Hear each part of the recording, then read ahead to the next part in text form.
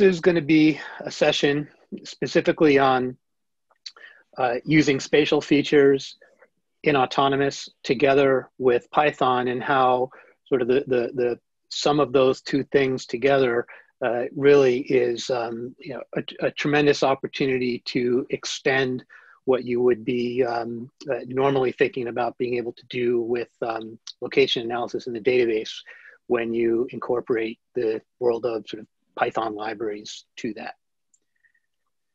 So the context, of course, here, as it is with all the spatial sessions, is really the fact that everything happens somewhere. All the information that we're managing, capturing, tracking, processing, there's some relationship to location. And that's sort of our mantra with spatial in general. This session today is about spatial with Python. And so that message really extends to the fact that in the database, and in particular in autonomous database, we manage, process, analyze spatial data. We do it at scale. We do it with security. We do it in autonomous database with a completely Oracle managed environment for patching and all those kinds of great sort of data management and spatial data management aspects. And when we introduce Python, we introduce the ability to go beyond that spatial data management, analysis, processing, and we start to get into this whole additional level of spatial data science and machine learning and statistical and sort of advanced and specialized statistical algorithms to answer the kinds of questions that you see here in this slide. So the topic today is really bringing those two things together, and the agenda simply reflects that. So we're going to first quickly describe spatial in general, if folks are joining this as a first exposure to spatial, and make sure it's clear that how that fits into autonomous. We'll take a look at the key libraries in Python, and then very quickly after getting through that, we're just going to jump into a demo for the meat of this session. So for folks that aren't already familiar with spatial, you're joining this just as a sort of out of curiosity. Spatial is and has been for decades now just a built-in feature of Oracle database. And so what that means is that the Oracle database has had for decades a native spatial data type, native spatial index, and all kinds of native spatial APIs and operations to do all of the basic sorts of things with points and lines and polygons, to store them, analyze them, and a whole host of additional specialized and in some cases more advanced sorts of spatial operations to do things like handle connected networks and geocoding and geofencing and deal with 3D data and on and on and on. That's what goes on in the database. And then spatial in the database also includes a set of components that are deployed to a mid-tier as apps to do the set of sort of commonly needed useful operations on that data. So that is things like a mapping server, being able to create a custom mapping application with a server and client component, a mid-tier geocoding and routing engine so that you can stand up services and load balance and scale them and so forth. And over way on the right there, you see Studio. We've had separate sessions, and I'd encourage you to go back and take a look at those, where we have a new deployable component called Spatial Studio, which is a self-service tool for spatial analysis, sort of a no-code environment to be able to drag and drop and use these features. So that's what goes on in general with spatial. How that fits into Oracle Cloud, and here I've got a little incorrect color that I'm going to fix on the fly. Spatial is part of every Oracle Cloud database. It's part of every Oracle database. It is just now a standard feature and part of every edition of Oracle database. That's actually in the cloud and on premises. So specifically within the Oracle Cloud, we have Oracle database services which range from just customer managed, where you have compute in the cloud, and you have an Oracle database that you deploy and run, or write onto that compute server on bare metal or in a virtual machine on that bare metal. customer managed. We have sort of semi-managed services, database cloud services where Oracle manages parts of that service, but you also have root access to be able to manage aspects of it yourself. And then all the way up through Exadata services. And what we're really talking about more today, and is really a big strategic focus for us, are the autonomous databases, which are fully managed. Spatial is in all of those, and that includes the autonomous databases, autonomous data warehouse, autonomous transaction processing, whether those are shared or dedicated autonomous databases. So the upshot here is really, it's the same spatial features, and it's just there in a fully Oracle managed database environment. And then there's an asterisk with some items down below.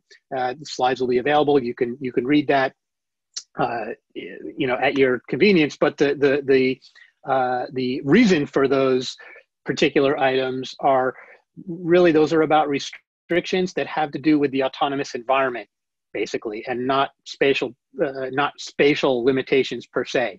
So what that means is that in an autonomous environment, there are restrictions and limitations to how much you as a customer get your hands into the actual system itself, since we fully manage it. And because of that, lots of features have sort of guidelines and restrictions because of that fully managed environment. And we're detailing out here some of the ways that relates to spatial. Anyone with more specific questions, I encourage you to join the chat and the Q&A, and we'll be glad to talk about that more in detail. But the main point is that spatial is in all of these services.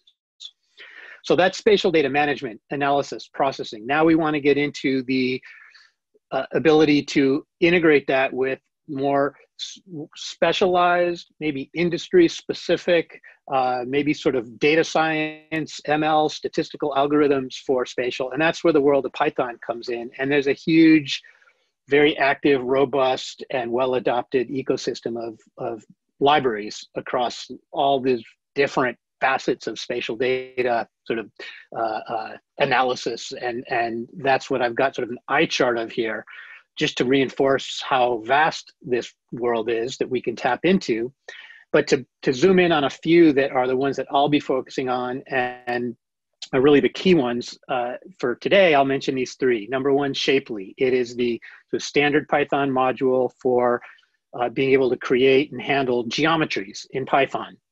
GeoPandas is the module that allows you to have basically spatial data structures in Python. Takes pandas, which Python folks will be familiar with, which is just basically dealing with data structures, data frames in Python, and extends that to the geo world by making them sort of geodata frames, almost like spatial tables in Python. And then PySal is this incredibly vast and powerful spatial data science library that we'll just scratch the surface of a little bit in the demo today. And then finally, CX Oracle, which is the open source module for connecting to and leveraging Oracle database from Python. And it's not just connecting to Oracle and running queries, it's actually very deep and robust module that is aware of and provides easy access and understanding of advanced Oracle features to make them very easy to use from Python. And that comes in very handy for us when we're doing this spatial work between the database and Python. So with that, I'm going to now jump in for the bulk of the time, having described the role of the database, in particular autonomous database for spatial data management, analysis, processing, and Python for this more specialized statistical data sciencey type of stuff. What I'm going to show you is going to be running live in a Python Jupyter notebook, and I've created a HTML version, or perhaps I think a PDF version of that notebook, and I've posted it to the site that you see here on the page. And we will put that, or maybe Giant has already put that into the chat or the Q&A or somewhere where folks can copy that. But the notebook is available. So I'm going to hop over now to Jupyter Notebook, and we'll go through these demonstrations.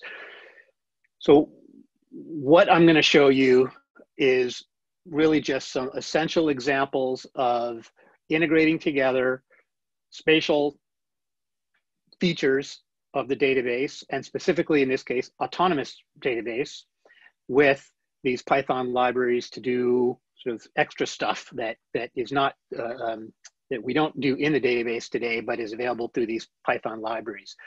And we're going to see two such scenarios. The first one is going to be just basically a spatial analysis sort of scenario. And the second one will be a spatio-temporal scenario. And I'll describe those scenarios in a moment. So before I do that, I just want to make a quick acknowledgement. And the acknowledgement is that I'm using the database to do the database stuff, and then I'm going to get the content into Python, and then use this PySal library to go through a couple of scenarios. And the PySal portions of this, where I just get into the guts of using this PySal spatial data science library, the PySal has a bunch of public and shared notebooks for lots of their sort of core examples, all kinds of getting started stuff and deeper examples. And so what I've done is I've started with a couple of those and adapted them and integrated them together with different data sets and with autonomous database. But at the heart, I started with these notebooks that I'm acknowledging here, and the exercises here sort of as a start point. So I want to make sure that that acknowledgement is made, and my contact information is here, and I'm, this is posted so folks can grab it, and we're more than happy to have conversations about that.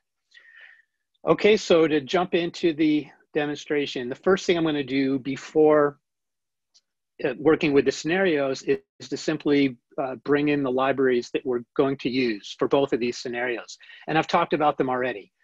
First, I'm going to import the CX Oracle library. That is our gateway and our sort of our portal from Python into the whole world of Oracle database, with all the basic ability to connect and query, but also lots of advanced stuff, some of which I'll be leveraging. I talked about pandas and geopandas. So those are just the ability to have spatial data structures in Python. And I'm going to be using matplotlib from pyplot just for some plotting. And then you see a bunch of these PySal libraries that I'm bringing in. And those are just the specific modules from PySal to do the things I want to do here. So the spatial correlations and spatio-temporal, et cetera, I'm just bringing in the pieces I need from PySal. Shapely, I mentioned, is the library that does spatial geometries in Python. And I'm bringing in a module from Shapely, which is the library that, one of the libraries that allows you to read from standard formats. And this is sort of a touch point between what we do in the database and Python. The fact that these Python modules are easily able to read from and load from all of the, all the standard spatial data formats. And we in the database, autonomous database, we can publish and stream our spatial data out in all of those same well-known common formats. So it makes it very easy to fluidly communicate back and forth. And then I end up dealing with NumPy, which is another standard Python library for dealing with arrays and lists and matrices, and that comes into play in one of the PySal scenarios below. So that's basically it. That's all that we need. Now we jump into the two scenarios. Scenario number one is going to involve basically a warehouse of nationwide, the United States nationwide car crash data. And with that car crash data, it's public data made available by, I believe it's through the National Transportation Safety Board. And it's data that is made available for basically for mining and for trying to do the kinds of stuff that we're going to do here. So it has information about every fatal car accident across the country for different periods of time. We're just not dealing with the temporal aspect. We're going to pick a slice of time.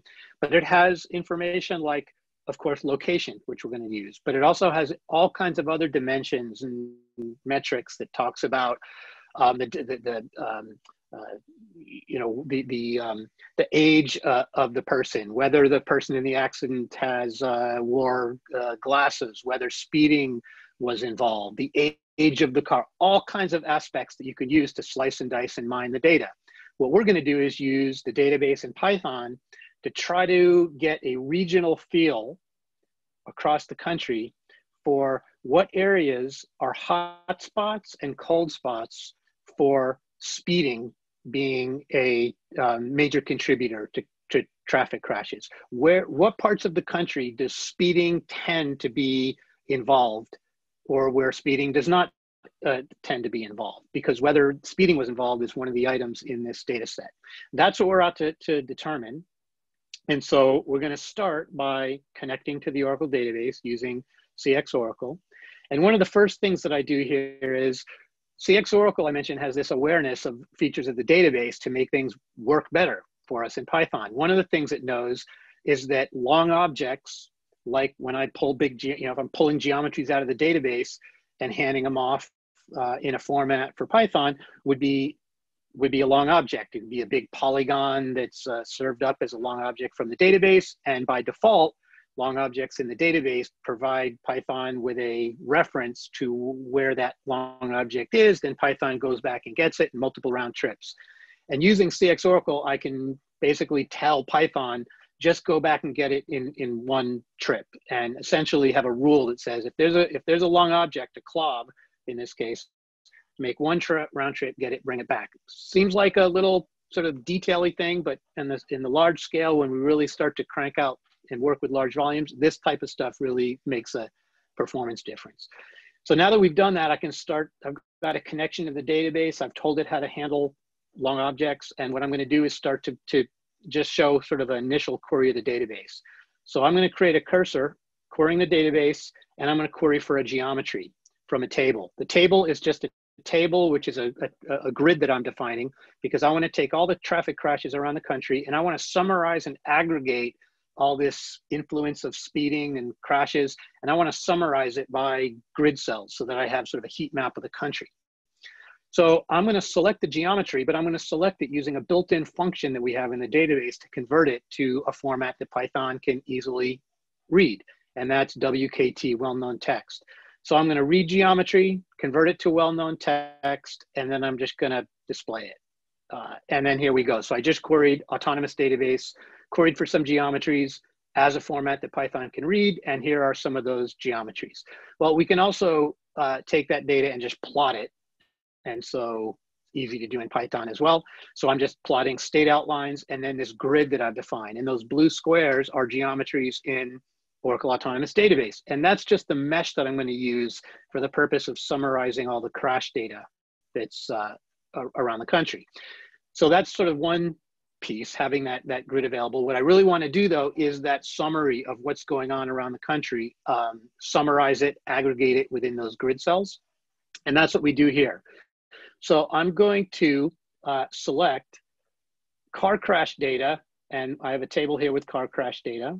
And I'm going to do a spatial analysis here to relate each car crash between the car crash data and the grid cells. And this SDO interact, this is just a spatial operation in the database that defines a spatial relationship. So now I know which grid cell each crash is in. And then I'm just going to do an aggregation. I'm going to summarize what % of all crashes in each grid cell involve speeding. So the result that I'm going to get back, and I'm just going to look at the first few rows, is going to be an aggregation or a summary, spatial aggregation of crashes around the country with this metric, which is what we see up here, the % of crashes that involve speeding. So that was a spatial query in Autonomous Database, streamed back to Python. I have the fact that 46.3% of the crashes in grid cell 253, whatever that is, well, here's the geometry, involve speeding. 47% of the crashes in this grid cell involve speeding. Well, we can just take a look visually at that result.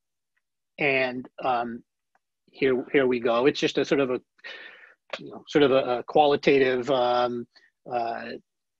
color coding of these grid cells by that % that involves speeding.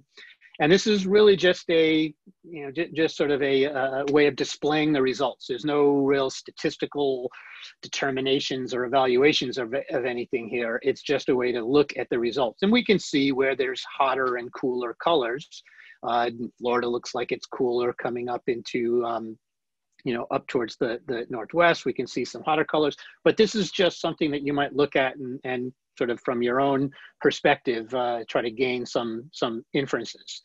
However, what we really want to do is to apply sort of rigorous spatial data statistical algorithms to this to find out where are the true hotspots and cold spots according to quantitative algorithms. And now that we have the data in Python, where again, we did we were managing all the data, and there's millions and millions of records of all this data, potentially over many years in the database, and we're doing the spatial aggregation and the processing in the database. It's now in Python. We can introduce PySal, the spatial data science library that'll let us do some specialized analyses.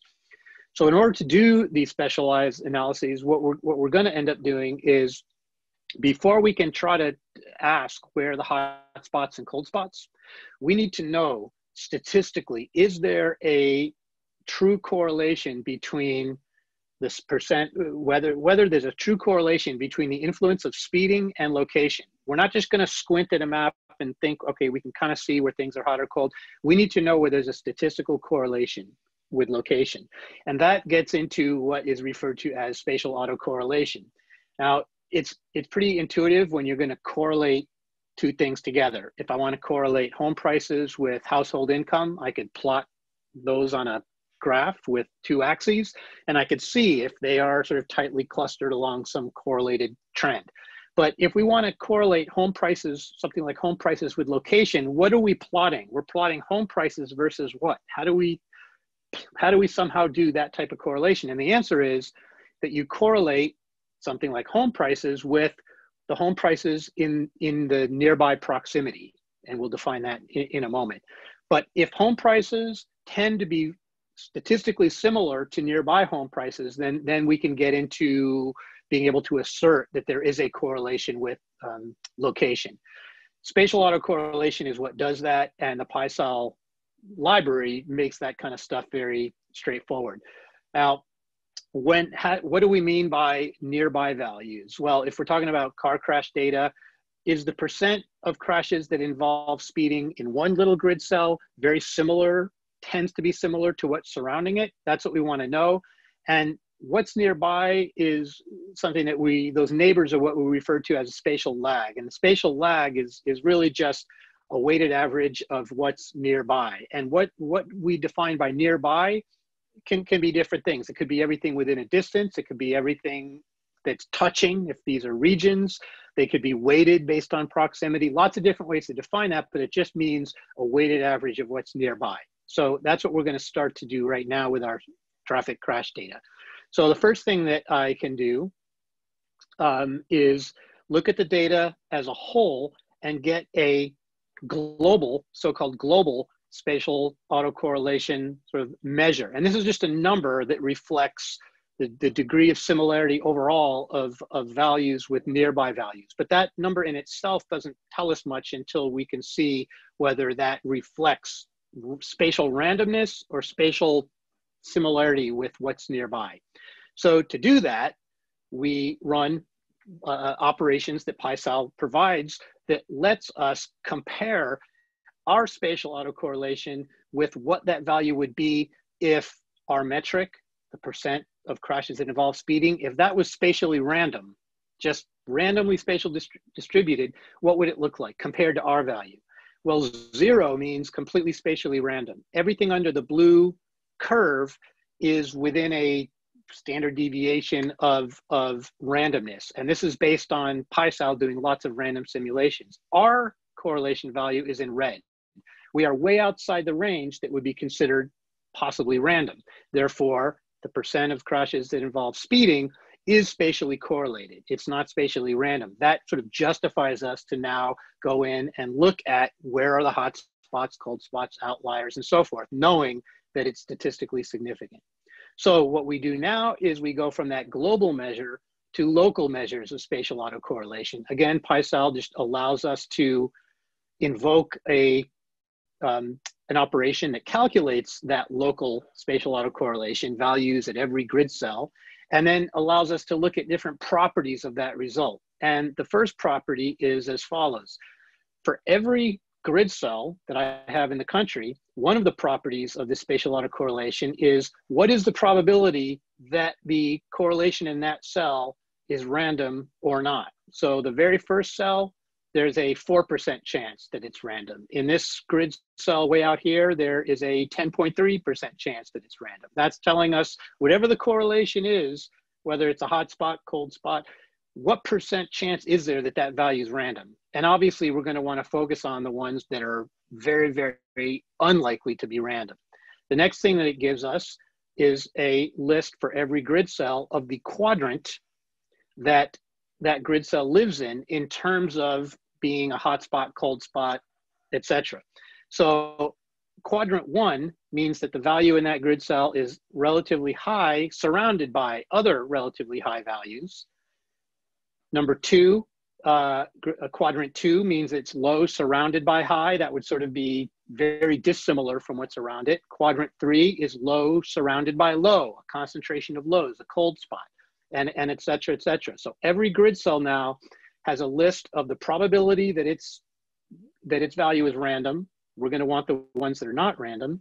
And then a separate list that tells us for each grid cell, is that grid cell a hot spot, a cold spot, or just sort of not correlated with what's around it. That's all we need, because now what we can do is go through that list and say, for every grid cell where the probability of being random is less than 5%, basically do a map and show me the grid cells where we have hot spots and cold spots and it's not random. So I do that for the first one, and there we have it. Here we have essentially a hotspot map of the country for the slice of data that I pulled from Oracle Autonomous Database that shows us where the statistically significant hotspots are, where speeding tends to be a higher, more common factor, or there's a higher percentage of crashes that involve speeding. And then similarly, if we come down here, you know, in this case, I was looking for Q equals 1, quadrant 1.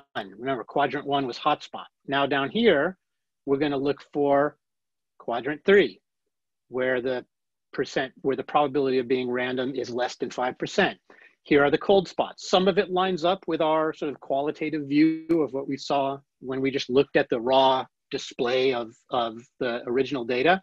But this now will also it'll reinforce that, but show us a little bit more, things we might not see because of just how we perceive just a big dumping of the data onto the map without any sort of statistical analysis. So again, we've got the hot spots and the cold spots sort of affirmed by number 1, knowing that globally across the whole data set, there is a statistically significant correlation of this measure of speeding relationship to crashes that is correlated with location. And we've got a 95% chance that this is not random, and we can see where the hot and cold spots are.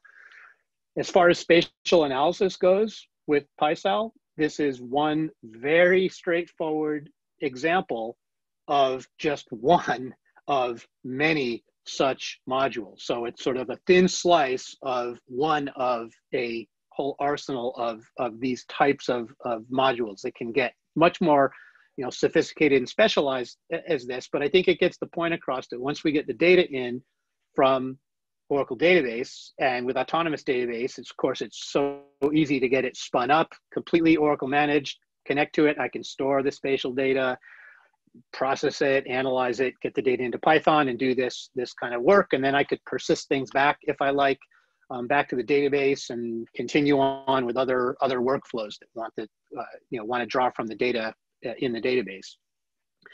That's scenario 1, which was purely spatial. Hot spot, cold spot, could have shown outliers as well. For the next scenario, we're going to extend this to a spatial temporal or spatio-temporal analysis. So the relationship of spatial and time trends together. And this is going to be a different scenario, different data set, and as you'll see, different module from the PySal library once we get the data in from Autonomous Database. So in this case, the context and the data involved is unemployment data. And this is unemployment data from the Bureau of Labor Statistics by county over time. And in the previous example, that crash data is available over time. I just picked the narrow slice to just do this sort of point in time for a single year, hotspot, cold spot. Now we're looking at unemployment by county over time. And the question that we want to ask is as follows.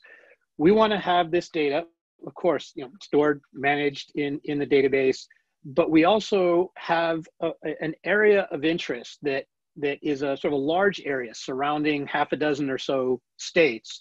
But it's a region that, for this scenario, I'm going to say we've got some type of multi-state consortium that's targeting some workforce development programs that have been in place over time, and we want to correlate how effective those programs have been in that specific area in terms of changes over time in unemployment. So what we want to do is, for that region of interest, we want to see what is the relationship between unemployment and location, specifically in how does the outlook and the changes over time in my county's unemployment relate to changes over time in my region, in the areas surrounding me. So, and we would generally just refer to that in the spatio-temporal realm here as sort of regional context. What are the trends over time in a sort of local regional context? As you'll see, this is just something that's going to build upon and extend what we did previously. So with that said, we're once again just going to use the CX Oracle module to connect to the Oracle database.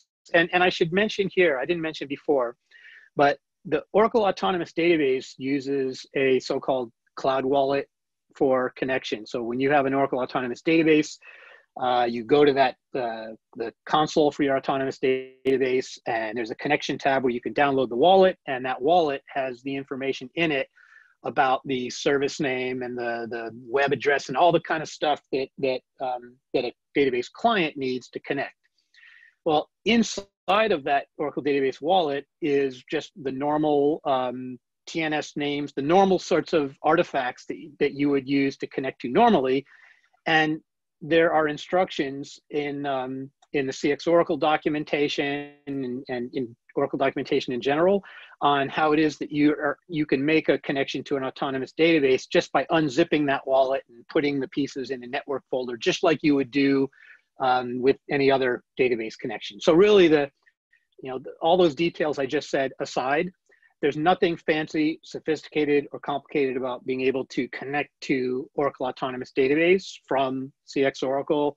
It's straightforward, it's documented, and it's one of the things anyone could definitely reach out to me to touch base on. So having said that, I'm connecting to my Autonomous Database, doing that same step that tells Oracle, when I pull in geometries, don't go back and forth twice to get a lob locator and then the actual geometry, just make one round trip. Just a little performance tip. And now we're at the point where we're connected and ready to sort of look at data, do things with getting the data prepared and staged. I'd call it almost like spatial data engineering in Oracle Autonomous Database to get everything sort of assembled and processed and queried and ready. And then when I have the sort of special piece I need for my specialized Python analysis, I'm just grabbing that piece. So the first thing I'll do, let's just look at the unemployment data itself. So this is just selecting the first 9 rows of data from my unemployment table, Bureau of Labor Statistics unemployment. And as I described, this is just normalized time series data. We've got state and county code, year, and percent unemployment. There's lots of additional information in the raw data. This is all I'm going to work with for this particular exercise. So that's our raw time series data. Now, that's sort of data element 1 from the database. We'll end up working with that data. Data element 2 from the database is, I mentioned that we're going to have a region of interest that we want to work with. And then we're going to want to pull and filter all that nationwide data just for that area of interest. So here's where I define that area of interest in the database. And we do it as follows. I want to create a single region, a single area, which is the combination of these 6 states. I'm going to call those the consortium for this program. So I've got one shape that I'm going to combine, and we do that in the database using a spatial aggregate operation, which is just an off-the-shelf function in the database. And I tell it I want the data, I want to union together these states. And then what I want to do on top of that is to say that we expect there to be some little bleed over, some extension of the area of influence of our multi-state consortium to the region surrounding those states. So my area is going to be not only the combination or the union of these states, but it's also going to then take that result and buffer it using another built-in database function by 100 miles. So I've got a new sort of shape that I'm constructing as part of my prep in the database, which is aggregating states, putting a buffer around them. And then because I want to easily hand it off to Python, I'm using the same function I used before to stream it as this well-known text format that is trivial to read into Python. Now I'm using this well-known text format as a text format that's less compact than, for example, the well-known binary format, which I could also have streamed and Python can also read. But in the case of a demonstration like I'm doing now, it's just more convenient to be able to have text that I can show you. But there's lots of flexibility in the formats that we can use here. So anyway, if I run that query, I'm just going to get back a result. And this is the beginning of the, displaying that polygon that I've read by a query out of the database. And just as an aside, when you're in shape, when you load into a shapely geometry in Python, you can just print that geometry and it will print a little cartoon picture of that shape, but that's really the shape. And we can see that because if I take that shape and I put it on a map in Python, we'll see, that little shapely geometry is indeed what I could render over a map. You can see it's the aggregation of the states, 6 states of interest with a buffer around it. That's the custom region that I will have, that I'm going to, I've defined in Spatial. And I want to define that in Spatial. I mean, you can do these types of things if you want in Python, but I want to do the data engineering, the data processing and prep in Spatial because I've got a huge volume of data that I'm going to filter by this area. I don't want to bring it all into Python and do like second stage filtering in Python. I want to get the data processed, analyzed, and as engineered down as I possibly can before bringing it into Python for the specialized analysis. Therefore, this shape is going to be used in the backend in the database for the filtering of all of the multi-year unemployment time series data. So now that we've done that, I showed you two, the raw data and the area of interest. Now, the next thing I'll show is in terms of that sort of data engineering piece in the database, we need to prepare that data, that raw normalized data, unemployment data for our spatio-temporal analysis. And so we need to do a couple things. Number one, the analysis that we do does not want the data in the libraries that we're going to use. It does not want the data in that normalized form where you have a row for every county for every year. The libraries want the data in a pivoted sort of spreadsheet format, like time series in rows.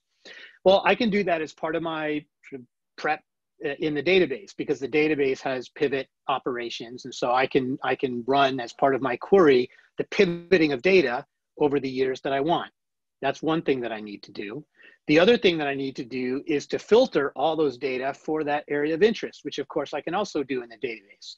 And I'm going to do that by using on the fly a filtering shape, which is that exact same shape I just showed you above, and a spatial aggregation and a buffer, and then converting it to, well, I don't have to convert it to well-known text because I am just using this as a filter for my query.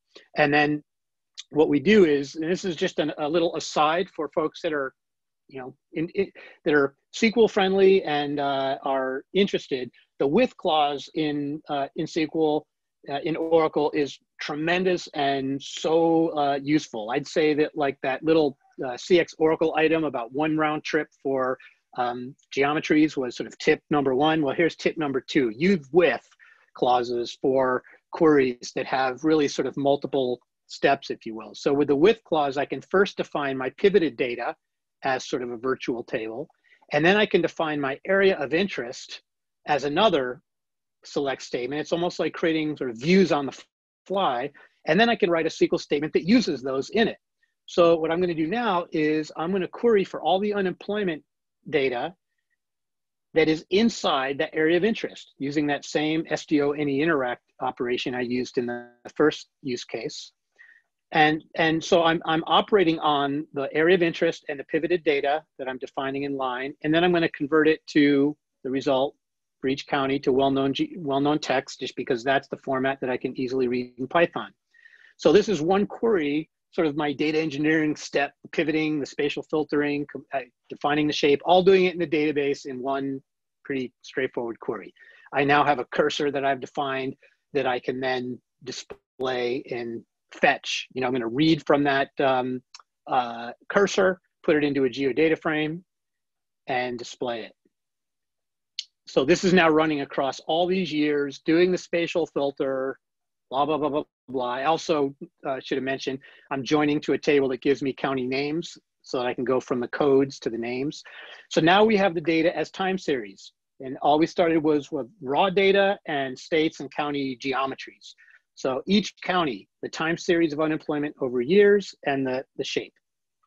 Okay, now that we have that, we could really just draw a picture before we do any real analysis of this. We can just say, what does this look like over time? And I am positive that I would have talked so long that some connection would have timed out. So I think this will end up coming back momentarily.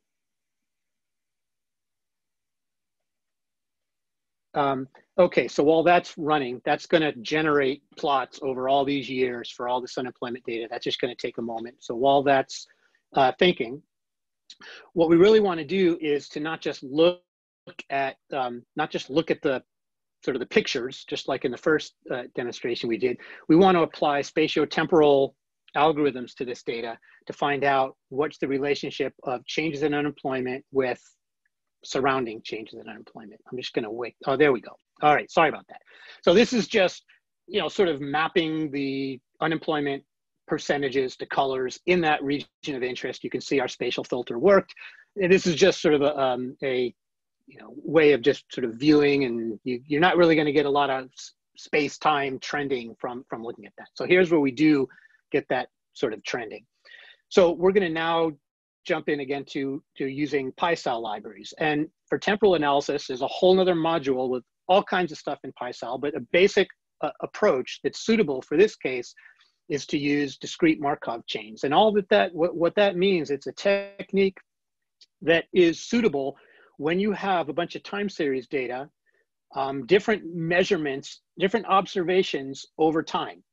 And if you have lots and lots of different observations over time, where there's just a certain set of results that you can observe, then using that data, this Markov chain method lets you determine what the probability is of changing from one state to another state, from one time period to the next. And the classic example of that is if we just say that every day is either sunny or rainy, and we have observations, daily observations of, is it sunny or rainy? It's like one side of the coin or the other. Is it sunny or rainy? And we have hundreds of those observations every day over long periods of time. Well, this Markov method will let you take that data and develop probabilities that say, if today is sunny, there's an 80% chance that tomorrow will be sunny and only a 20% chance tomorrow will be rainy. The inverse is not the same. If it's rainy today, there's only a 70% chance that the transition will be to sunny and 30 that it will be to rainy. That's the sort of the most basic intuitive example. And in the real world, we're dealing with not just the possibility of two states, sunny or rainy, but lots and lots of states. And it's important that we're not sort of measuring the probability that it's going to be a certain percent sunny or percent sunny. Is it, one state or the other, sunny or rainy? So when it comes to unemployment, what we need to do is to define a certain set of states. So we have to classify the unemployment instead of being an unemployment percent, it has to be in some type of bin, so that every result and the prediction of future results is it going to go from one sort of classified bin to another. And the binning we're going to use are so-called quintiles. We'll divide all the unemployment up into 5 ranges. And the format that we need to input is to have an array where that array is a bunch of lists, a bunch of time series. So we're going to have an array where the first element is a time series from county 1. The second is a time series from county 2, and these are our observations. And the observations are from time period to time period over each year in this case, what quintile, what bin of unemployment is that county in? So if for county 1, say, we have a list that looks like this, it means in time period 1, we're in the second quintile. In time period or year 2, it raised, unemployment went up to the 3rd. In time period 3, it stayed to the 3rd. In time period 4, it dropped, unemployment dropped down to the 1st. So we have one of 5 possible values for unemployment from quintiles, actually from quintiles 0 to 4, there's 5 of them, and we're gonna have that for all the counties. That's all we need to do, and then we can basically apply the PySal libraries and get and visualize spatio-temporal relationships, because what PySal does is extends the basic Markov method from just a analysis of how things will change over time, and it extends it to a spatial Markov, which says how will things change over time depending on what's going on around you. So in other words, if you're in a hot spot, how is your change of time going to be different from people that are in a cold spot? Or if you have a high value and your nearby values are low, how does that affect your change over time? So that's what we're going to look at next. So the first thing that I'm going to do is to basically bin the data into these, going from raw unemployment percent to these bins, so that every cell has a value. But what this gives me out of the box here is an array, but it's an array for each year. So for year 1, these are the bins of unemployment that each county falls in. For year 2, the bins that each county falls in. I need to pivot this because I need the opposite. I need to have a time series for each county, which is sort of pivoting this. So I'm just going to pivot it. And now I get a time series for each county. There's 1,271 counties over 14 years, meaning 1,271 columns, one for 1,271 rows, one for each county, and 14 columns, value for every year. Time, exactly what we need, as I described before. Time series for county 1, 2, 3, etc. So now what we'll do is first, before we look at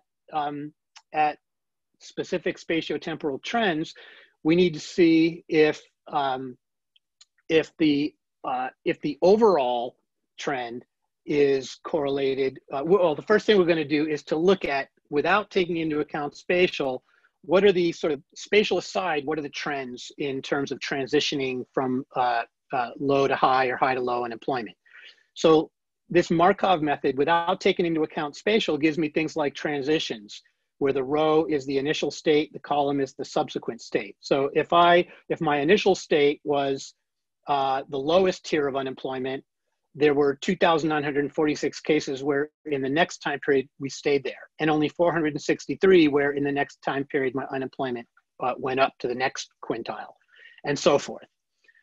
All right, so that's not taking into account spatial. It also gives me probabilities. If I start in the lowest tier of unemployment, there's an 85% chance I will remain there. And there's a 1.3% chance that in the next time period, I will jump up 2 levels of unemployment. But that's not taking into account spatial yet. That's just the entire data set as if location didn't matter. Now, the next thing that we're going to do before taking into account location is I'm going to do the same thing I did in our first use case, was let's make sure that there is spatial correlation of unemployment overall before we look at detailed spatial temporal trends. What this is showing me is for every year, what is the global spatial autocorrelation value for the whole data set for that year? And the green and orange lines represent the ranges if the data were spatially random. This is telling me that the data are not spatially random. This is telling me that over time, not just at one time period. But over time, we have a continuous true correlation of unemployment. The relationship between unemployment and location is statistically significant. And that sort of justifies us, like it did in the first use case, to get deeper and see, well, what are these space-time correlations? What's the relationship of my unemployment change to surrounding unemployment change? So that's where we introduce the, spatial Markov method. So all we do is, here we go. All we do now is to take our time series data that I've put together and just push it through the PySal Markov, spatial Markov method. And that's basically it. And it gives us a result that we know we can interrogate because we know that there is spatial correlation over time for this data set. Well, this is a tabular result that's a little less easy to interpret than a visual result. So we'll take a look at the visual result. And so all I've done is basically just created an instance of this spatial Markov method and taken a look at its summary, and then taken that summary and changed from numbers to sort of a grid basically a grid of hot and cold colors. And here's what this result means. You'll remember that spatial lag referred to that weighted average of what's nearby. Okay, so spatial lag 1 through 5 means that my neighbors, what's around me, is with lag 1 is at the lowest level of unemployment. Spatial lag 5 means that my surrounding counties are in the highest level of unemployment. So each of these grids represents sort of the spatio-temporal result for a regional context. The regional context for lag 1 is that I'm surrounded by low unemployment, and higher and higher and higher until lag 5 is that my regional context is the highest level of unemployment. The rows in each of these represent an initial state, and the columns represent the next period of time. So each cell represents a transition from one time period to the next. And now we can interpret the results. So if our neighbors, if our regional context is high unemployment, lag 5, that means I'm sitting in an area where everything around me is at high unemployment. If my initial state is down here at 4, that's 0, 1, 2, 3, 4, the highest level of unemployment. If I start in the highest level of unemployment, there is a 60% chance that in the next time period, I will still be there. If I'm that same county starting at the highest level of unemployment and my surrounding unemployment is 1 tick lower, now my regional context is lag 4. That means I'm sitting in an area of lower unemployment. If I'm starting the highest unemployment, there's now only a 50% chance that in the next time period, I will remain in the highest level of unemployment. My outlook for unemployment is improved by 10% based on the regional context of surrounding unemployment being lower. And then you'll see in here different cases where my unemployment may be higher, lower, and the surrounding unemployment is higher, lower, in the middle, and then you can see how all those dials turn.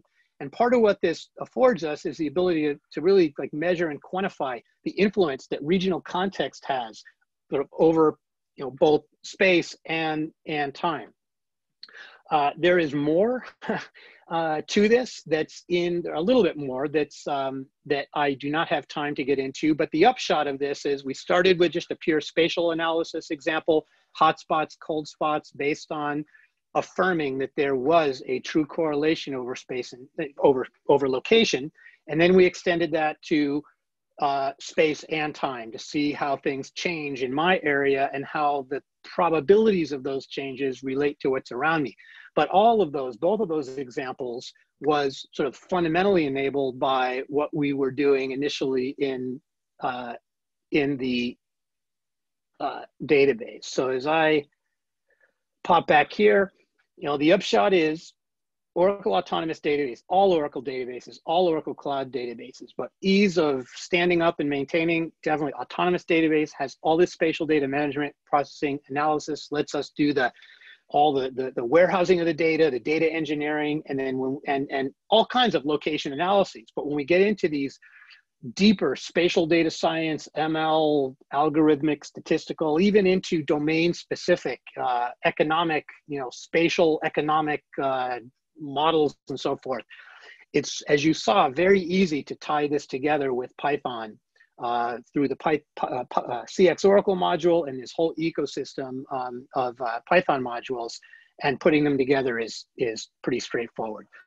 In the deck that you'll have, there's lots of resources to learn more about, this, but all kinds of other stuff that we're talking about with spatial, and there's tutorials and forums, etc.